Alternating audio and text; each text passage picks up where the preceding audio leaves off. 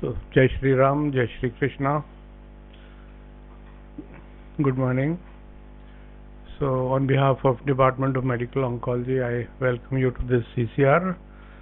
And as is customary, I'd like to welcome you all, especially the founder of our institution, our Emeritus Chairman, Dr. Swarnkar, Dr. Kapoor, General Jaiswal, Dr. Raj Govind, all the senior members of the faculty, and all my very dear residents.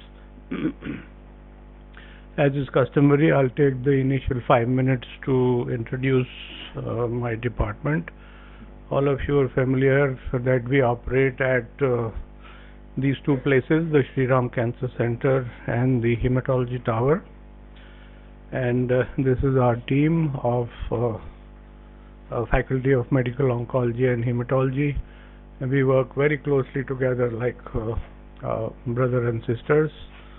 And I'm showing Dr. Swarnkar's picture because we're eternally grateful to him for 100% support whenever we wanted, whenever we ask for it. So really truly appreciate that, sir.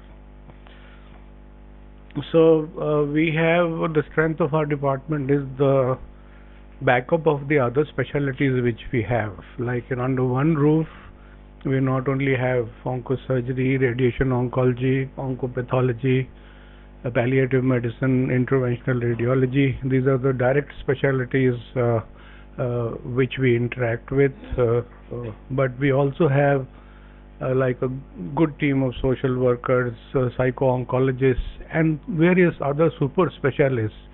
We need a nephrologist, we need dialysis on our patient at the snap of a finger. Within an hour that is done. We need an urgent angio and a stent for our patient, and it is done within an hour. So that is the huge strength of not only our department but this institution, that expert super specialty support is available 24/7. This is something which I am really truly proud of, our super specialty training program, a DM program. This is like the third year since inception. 2 batches have passed out. The two top photos you see on your left side, Dr. Jayashree, Dr. Goenka, they're both well settled into the work world now. Dr. Jayashree is consultant at Bhagwan Mahavir here in Jaipur itself. And Dr. Aniket Goenka is head of oncology at Chirayu Medical College Hospital in Indore. These two gentlemen, Dr. Joydeep Singh and Dr. Abhilash, they have recently qualified. They are now DM Medical Oncologists. Dr. Joydeep has an appointment with Medanta. He'll be joining next month. And Dr. Abhilash is, we're trying to set him up with a faculty position at Tata Hospital in Mumbai. So our boys and girls are doing well. We're very proud of our present team, 2 second/third years and 2 first/second years. We're waiting for the new batch to come. Outpatient load, you can see, is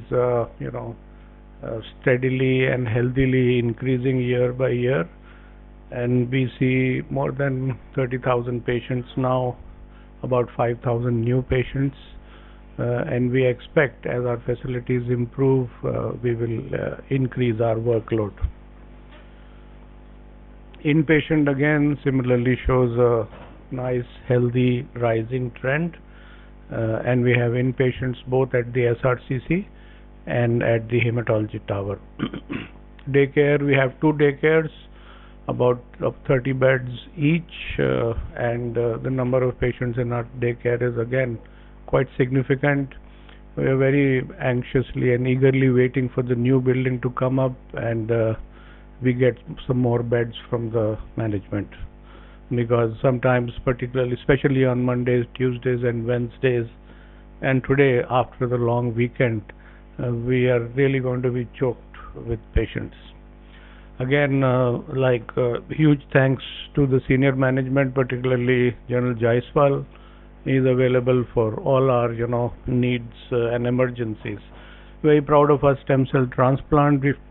We've done more than 91 now across the board, all transplants, allogenic transplants, autologous transplants, even mud transplants, matched unrelated donor transplants, and haplotransplants we've done. Our success rate is equal to most of the other advanced, more experienced transplant centers of the country. And then again, we intend to expand our transplant program. We intend to start cell therapies like CAR T cell therapies in the near future. Happy to also report that we have a healthy clinical trials unit. We have 3 specially appointed clinical trial assistants, and we have a whole bunch of clinical trials, close to 20 clinical trials. About 10 of them are actively recruiting, and some of them are global trials, pivotal trials of new molecules. The data, we will be generating data globally, which will be used for approval of these trials world over. Also happy to tell you that we have several investigator-initiated studies which we have initiated, and we are, grateful for the support of the institution towards our clinical trials program. We are a reasonably active research program, reasonable number of publications. This is just a snapshot of some of the number of publications in good journals and chapter of books which the faculty has contributed. A whole bunch of awards, both won by the faculty at the national and international level, and also by our residents. I have the privilege to represent the institution and the country in several national and international forums. So this is entirely because of the support of my department and my institution. We've done more than 30 outreach camps. Especially like to point out Dr. Prashant and Dr. Lalit. They're very active in doing these camps. And guest faculty lectures. Almost every month we have one renowned speaker, nationally or internationally, come to our department and give us lectures, take rounds with our residents, and we're very happy to continue that. Every single day, like Tobacco Day, Lung Cancer Day, Breast Cancer Day, we celebrate in our institution, educate our patients, and then again my support team, Kavita ji, Angana ji, and led by Dr. Lalit, they're very active in this, and very thankful to them for this. So just some snapshots of the support activities which we do. We are again very proud of our pediatric oncology department, one of the few departments in the country, and certainly the first in the state of Rajasthan. And it is my fond wish and dream and that in 1 or at the most 2 years we should have a super specialty degree in pediatric hematology oncology, a DM in pediatric hematology oncology. So we are trying for that. Our vision for the future, of course, we want to increase our patient load and increase the quality of care which we give to our patients. We want to match up with times, keep up with times, incorporate machine learning and artificial intelligence to support patient care and to support teaching and research. We are trying very hard to become paperless, complete electronic data capture by 2026, and we seek the support of the senior management, particularly our medical director, towards this. And these are some of the other goals which we have for us in the near future and in the distant future. So now we will move on to the matter of the day. Our case of the day is a 71-year-old gentleman with testicular swelling. Dr. Chhavi, our second/third year DM resident, will present the case to you. Departments of Oncopathology, Surgical Oncology, and Nuclear Medicine. They have closely associated with us in this CCR. Thank you very much. Thank you so much, sir. A very good morning to Honorary Chairperson, sir, esteemed faculty members, senior professors, respected teachers, seniors, colleagues and juniors. I am Dr. Chhavi Goyal, a third-year DM resident in Department of Medical Oncology, and I will be presenting today's CCR. So, a 71-year male teacher from Alwar presented to us with complaint of right testicular painless swelling for 2 months. The swelling was unilateral, insidious in onset, painless, progressive swelling which increased to almost double the size of contralateral testes over 2 months. There was no history of any fever, weight loss, trauma, urinary symptoms, or any other swelling elsewhere. Treatment history: the patient took 2 weeks of antibiotics as advised by primary physician. There was no significant past history of any comorbidities, diabetes, hypertension, tuberculosis, or no history of any prior surgeries. The patient is a chronic cigarette smoker. He smokes 3 packs in a month for at least 10 years and contributing to a smoking history of 1 pack a year. And the family history was non-contributory in the patient. The general physical examination of the patient was essentially normal, and the Eastern Cooperative Oncology Group performance status was 1. Coming on to the local examination, the patient had on inspection, the patient had right hemiscrotal swelling around 5 to 6 centimeters in size, no impulse on cuffing, overlying skin was normal, position of penis was central, and inguinal region was also normal. On palpation, the local temperature was not raised, there was no tenderness, we were able to get above the swelling, it was firm in consistency, non-transilluminant, testicular sensations were lost, and there was no inguinal lymphadenopathy. On systemic examination, the per abdomen was soft and non-tender, and no palpable mass or organomegaly could be palpated, and rest of the systemic examination was within normal limits. Now, I would like to ask the audience that after the history and examination, what are the possibilities or the differentials that you might think of? Anybody?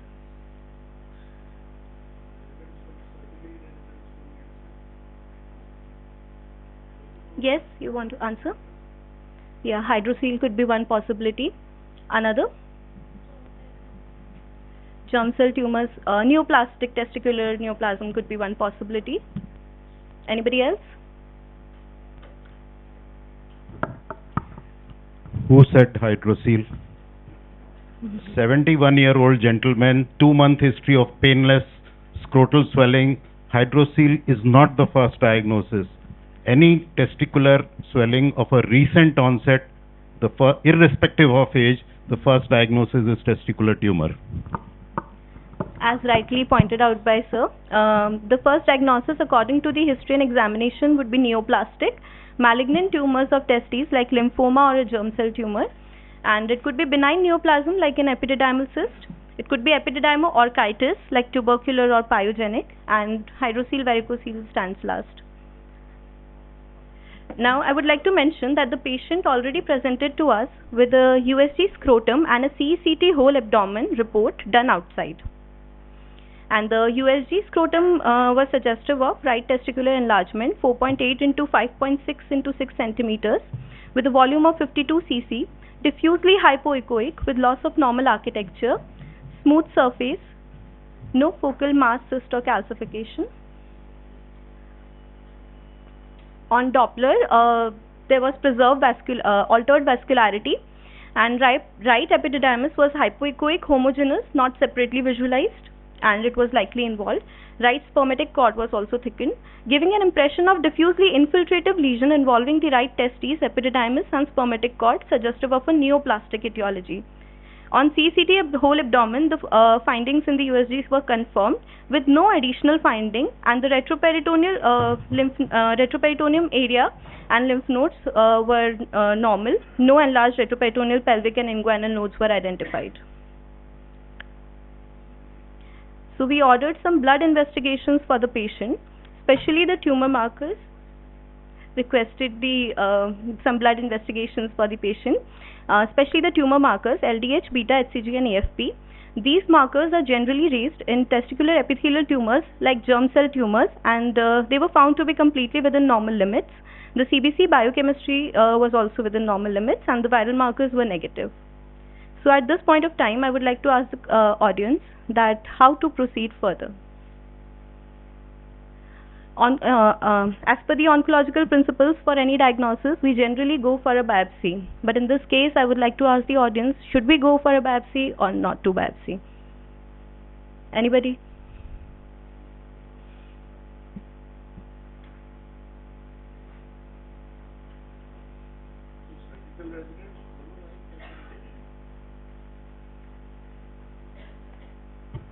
Surgical residents कौन है? Show of hands, please. Yeah, tell me, what will you do?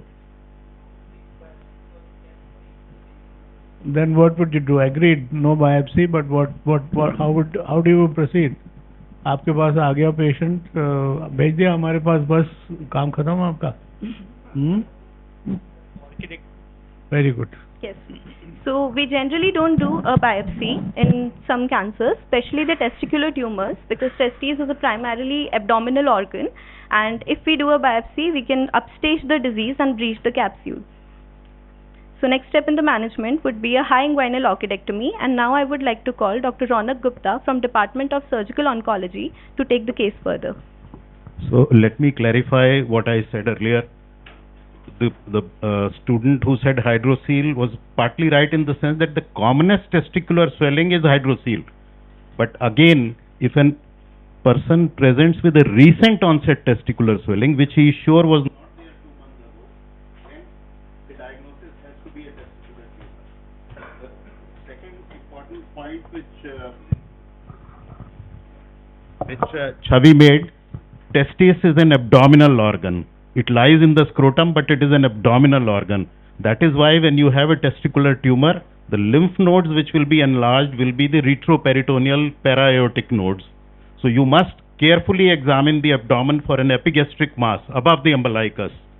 And many good students have failed because they got a case of a testicular mass and did not examine the abdomen, or vice versa, that there was an abdominal mass but they did not examine the testes.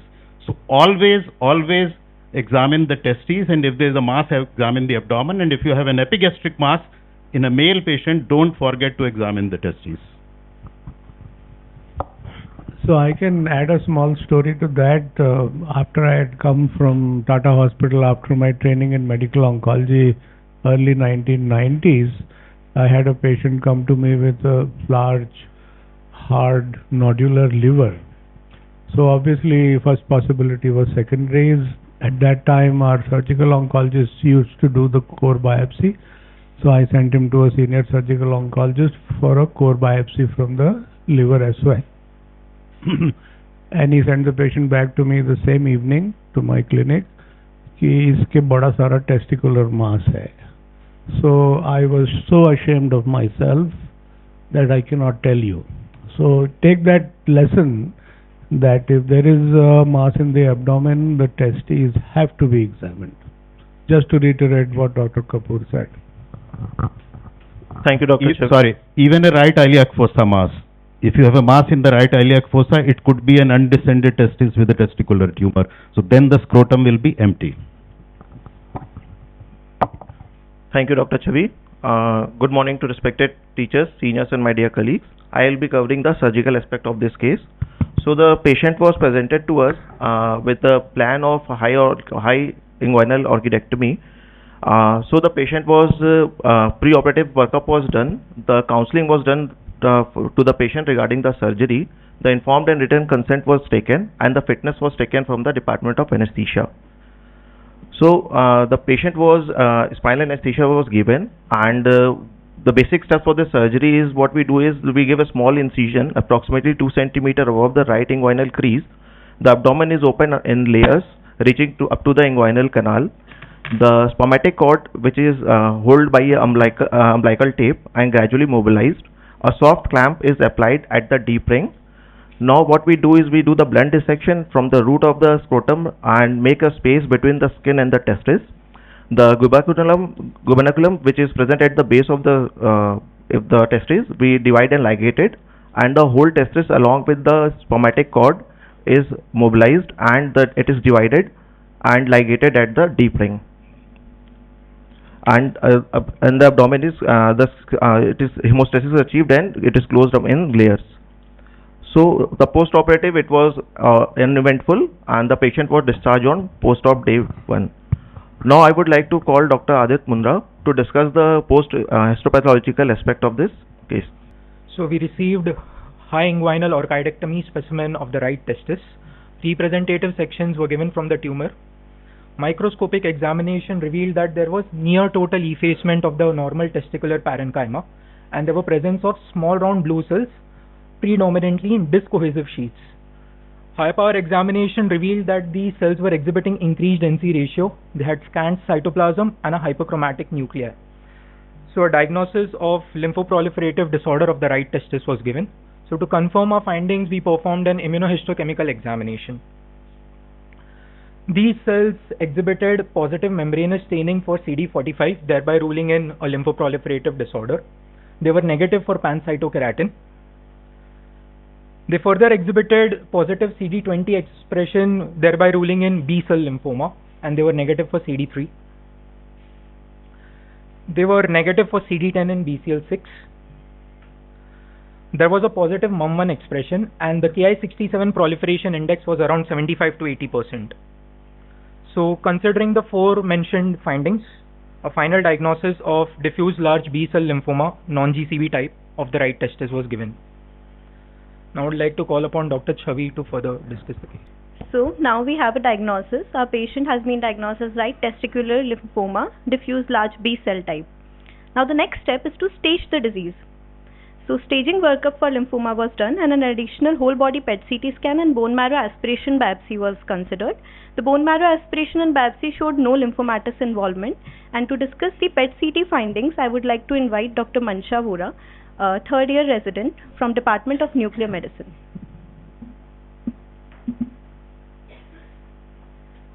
Good morning, everyone.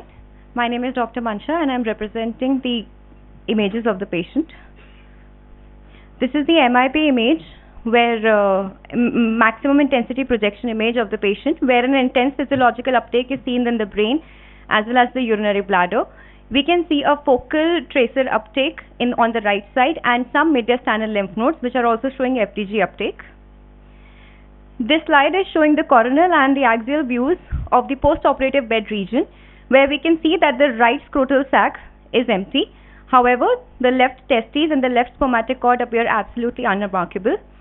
We can also appreciate a few FDG-avid enhancing lesions on the post-operative site, which are marked with the white arrow. These are the transaxial images of the mediastinal region in the lung as well as the mediastinal window. In the lung window, we can very well see an FDG-avid nodular lesion, which is also accompanying with the feeding vessels, and some retraction from the lateral costal pleural margins is also very well visualized. This particular finding is highly suggestive that the mass is of malignant etiology. In the mediastinum region, we can see some FDG-avid lymph nodes. This is another image which is representing which is in the coronal section, which is representing mediastinum lymph nodes, and a very slight photopenic halo area is noticed in the lymph nodes. These are also showing FDG uptake. So, in order to summarize the findings, we have soft tissue density. Please go back to the previous. Is this mediastinum? So this is the this is the myocardium. This is the right axillary and right hilar and the left hilar lymph nodes. So these are the same nodes which we saw earlier in the axial. MIP image, yes, sir. So moving forward, I'll be summarizing the PET CT findings. Soft tissue density deposits which are visualized in the post-operative bed region. A nodule which is seen in the posterior segment of right lung upper lobe, size of approximately 2.2 by 2.0 centimeters, and multiple metabolically active mediastinal lymph nodes. Now I would request Dr. Chhavi.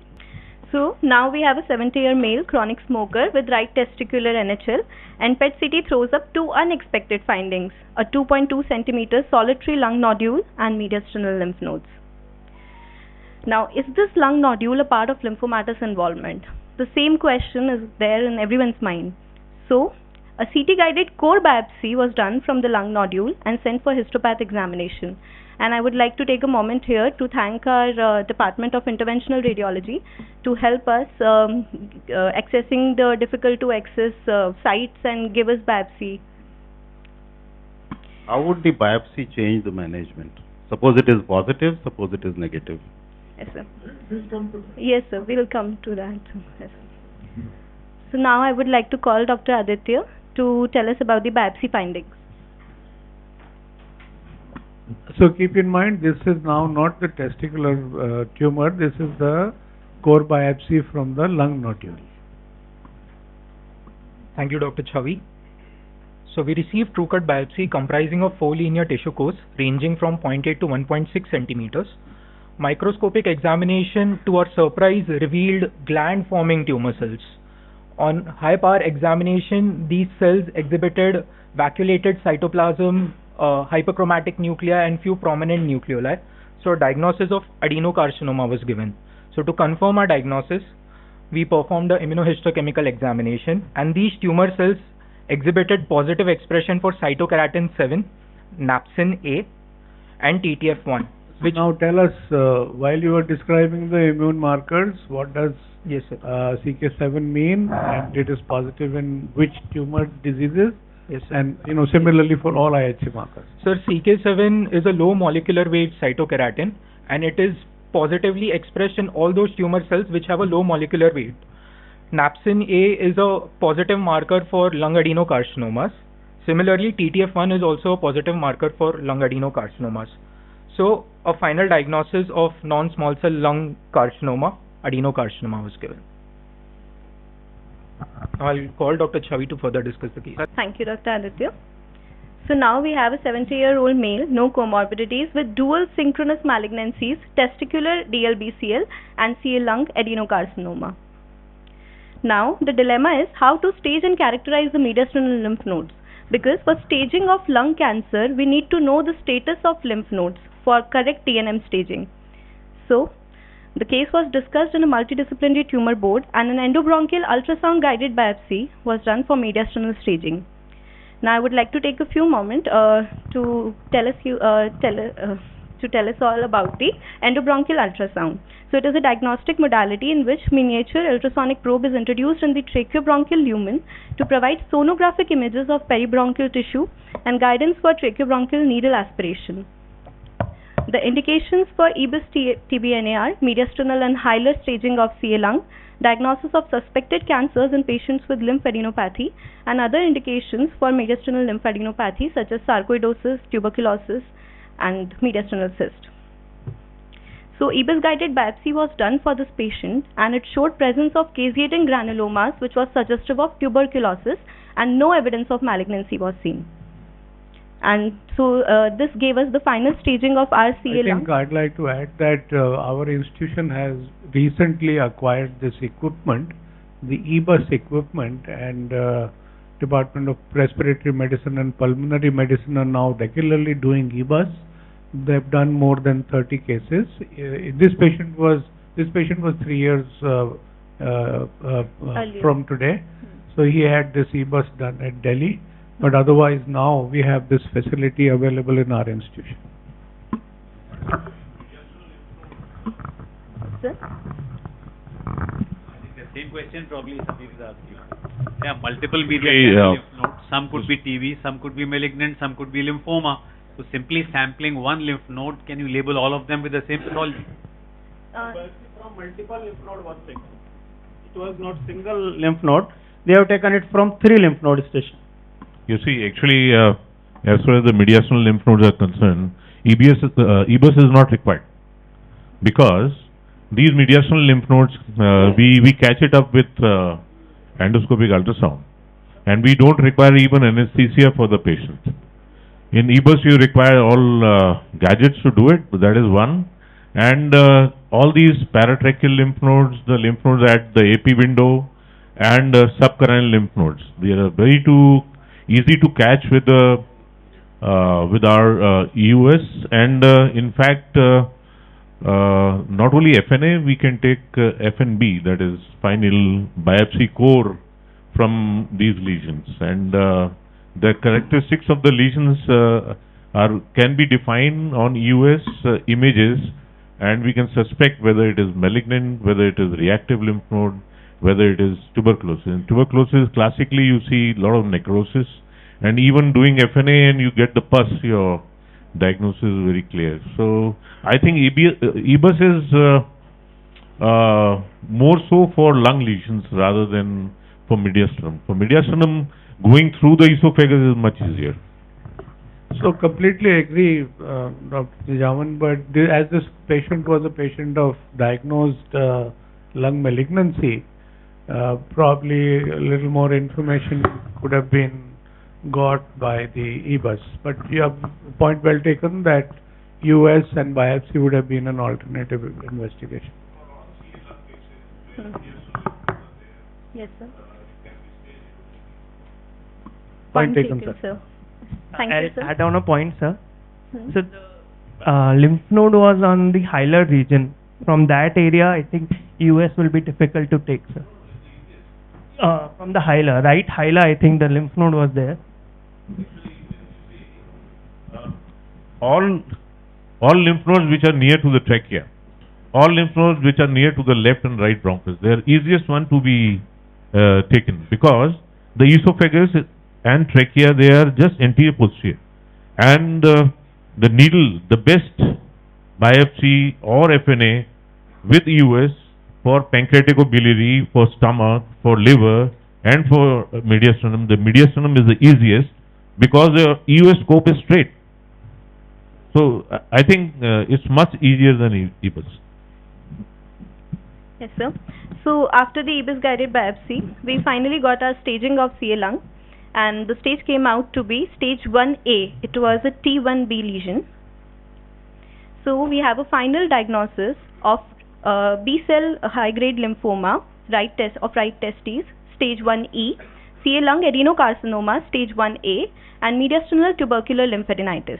Now I would like to make a point that all these three diseases, pathologies that you are seeing on the screen, all these three are treatable with curative intent and easily curable. But the dilemma occurs in sequencing the treatment for these. So now I would like to ask the audience if anybody has some plan how to sequence the treatment for this patient. Anybody? बोलो पहले क्या करोगे? पहले TB treat करोगे या lymphoma करोगे या Yes, Dr. Sapna. We can start the तुमको treatment पेपर मालूम तो नहीं है ना? अगर पेपर मालूम है तो फिर अलाउड नहीं है. हाँ, go ahead, please. Start with the treatment of tuberculosis. If we start any treatment, then it will increase. Yes, point well taken. So starting anti-tubercular treatment will be the first step, because otherwise any immunosuppressive therapy can lead to flare-up of tuberculosis. But still we remain in a dilemma that what to treat lymphoma first or treat lung cancer first. So if we treat lymphoma, there is a risk of spread of lung cancer and it may become inoperable. And if we treat lung cancer first, the lymphoma may progress. So the case was discussed in a multidisciplinary tumor board. The board decided to start ATT ASAP after smoking cessation counseling, and 2 weeks of ATT was given before any definitive treatment. Along with, for stage 1 CA lung, the definitive treatment is surgery. And for high-grade NHL, we need to give chemoimmunotherapy, which is a systemic treatment. So the board decided to go forward with the chemoimmunotherapy first and do surgery later. But till there was a risk of some progression in the CA lung part if we do surgery later. To address that, we requested advanced molecular testing on lung cancer biopsy block, and if it could come out positive, then we could have given patient targeted treatment. So advanced molecular testing was performed, and fortunately our patient had EGFR exon 19 mutation positivity. So this mutation is seen in around 30% of Indian patients, and there are a lot of other targeted mutations that could be detected in adenocarcinoma lung, and we have tyrosine kinase inhibitors which are available in oral drug form, which is a targeted therapy for these patients, which are more specific. Yes, sir. So 17% chances of getting an EGFR targeted mutation in the Western population. In some subset of Asian population, we can even have 50% chances of EGFR mutation possibility. And we have EGFR targeting TKIs like gefitinib, erlotinib, afatinib, and osimertinib against these. So our patient was started on a third generation EGFR targeting tyrosine kinase inhibitor, tablet osimertinib, and the plan was to do surgery later. Then we went forward with the lymphoma management, and 6 cycles of R-CHOP regimen was given every three weekly. Toxicities were monitored in each cycle. Patient tolerated the chemotherapy very well, and there were no dose reductions or interruptions, and response assessment was done after 6 cycles with PET-CT. So now I would like to call Dr. Mansha from Nuclear Medicine to discuss the PET-CT findings and response. So for the adenocarcinoma of the lung, just a biological is good enough, or would you have like to have combined it with some chemotherapy also? Sir, the chemotherapy for lung and for lymphoma is completely different. We can't give both the chemotherapies at the same time. And for lung, we will address it with surgery later. So we just What would you have done if that option of biological treatment was not there? So then we would have still gone forward with the lymphoma management first and then do surgery after the lymphoma management. But isn't it true that if you have 2 malignancies, you treat the more aggressive one first?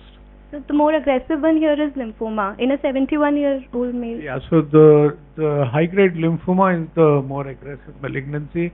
Lung cancer has been incidentally detected.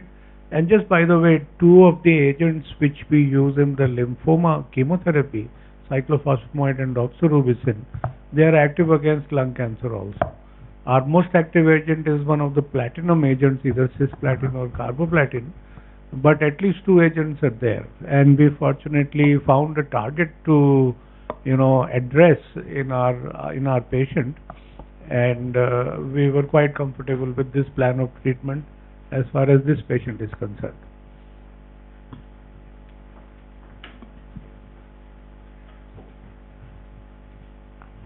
Thank you, Dr. Chhavi. We will be discussing these images. This is the 2 comparative images, where this one is the pre-chemotherapy and anti-tubercular treatment, and this one is the post-treatment, where we can see that there is a decrease in the uptake of the lung lesion as well as the mediastinum. How we can also see that in the post-operative bed region, there is a complete resolution of the soft tissue density deposits, which were avid along with some enhancement previously. In these images, we can see that there is a significant decrease in the size and the FDG uptake of the lung nodules. And in these images, we can very well appreciate that the size of the lymph nodes has decreased along with the FDG avidity. Now I would request Dr. Chhavi to please take forward. So Chhavi, the decrease in the size of the lung as well, was it because of the chemotherapy or was it because of the TKI? So I suppose that it is because of the TKI, but I'm not sure. You can be reasonably sure that it was because of the osimertinib. Yes, sir. So to summarize, now we have a 71-year-old gentleman, chronic smoker, post anti-tubercular treatment for mediastinal tubercular lymphadenitis, and for non-Hodgkin's lymphoma, post 6 cycles R-CHOP regimen, and adenocarcinoma of the right upper lobe of lung, the patient is receiving currently on osimertinib. So now we need to address the CA lung part, and restaging for this was done. According to the PET-CT, the stage came out to be stage 1A2 again, and a multidisciplinary tumor board was again held, and the board decided to go forward with surgery for lung cancer. And now I would like to call Dr. Raunak from Department of Surgical Oncology to tell us about the surgery.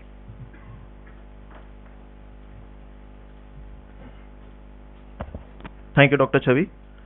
So, since the patient was decided for the surgery for the right upper lung adenocarcinoma lung, so the PET scan which we see the after the completion of the chemotherapy, the response evaluation was seen, and there was a heterogeneous nodular region with a spiculated margin in the posterior segment of the right upper lobe. So the surgery was planned in the MDT, and the plan was to proceed with the diagnostic thoracoscopy and with the right upper lobe lobectomy. Since the patient was decided for the surgery, we started the incentive spirometry for the patient. The patient preoperative workup was done. We requested for the routine blood biochemistry. The pulmonary function test, the 2D echo was done, and the clearance form taken from the pulmonary department and the cardiology department. The pre-anesthetic checkup was done regarding the evaluation before the surgery. The counseling of the patient was done regarding the surgery, and the informed and written consent was taken, and the blood and blood products was arranged accordingly. So on the day of surgery, the patient was induced under general anesthesia, and double lumen endotracheal tube was introduced. The position was taken in the right lateral decubitus position. The initially diagnostic thoracoscopy was done, which showed the primary lung lesion in the right posterior segment of the right upper lobe, with multiple mediastinal lymph nodes were seen. So we proceeded with the open thoracotomy, where the right posterior lateral incision was given, and the division was done of the pulmonary vein, the right upper lobe pulmonary artery, and the right upper bronchus. Along with that, we did the lymph node dissection at the station of 2, 4, 7, 9, 10, and after the removal of the specimen along with the lymph node, it was sent for the histopathological examination. Following the surgery, the chest was closed and the intercostal drainage tube was placed.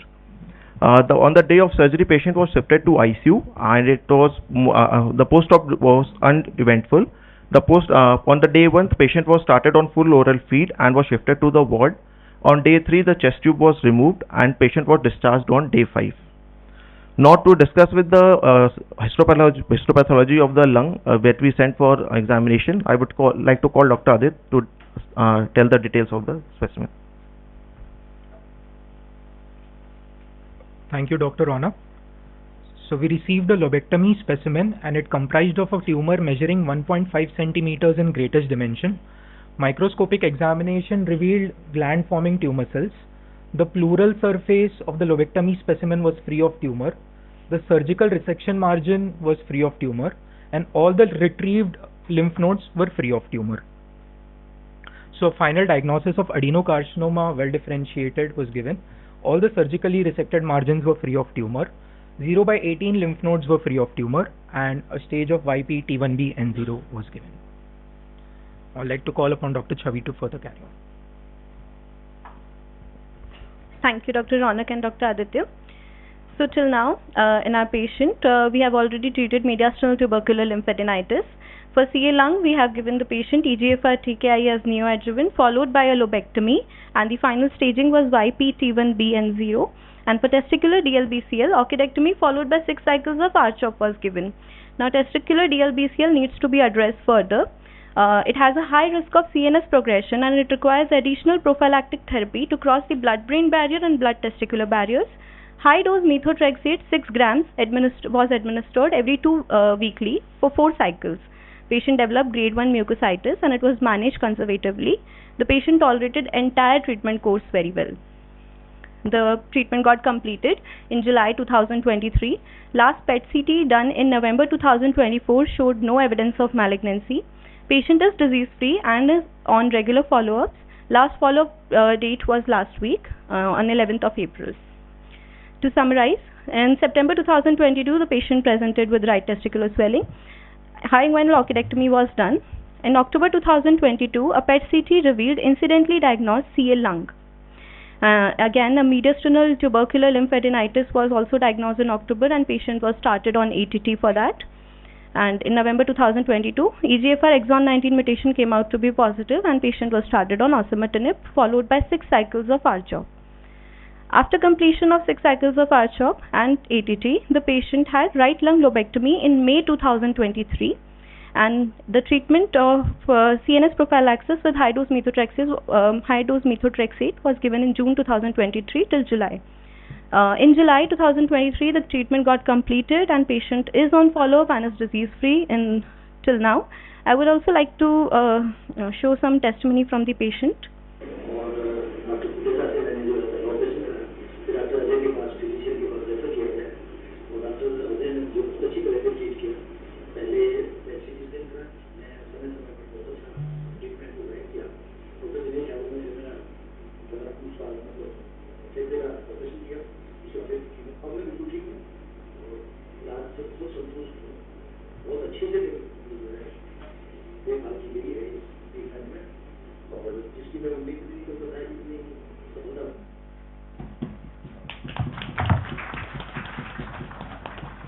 I would now like to call Dr. Ajay Yadav sir to conclude.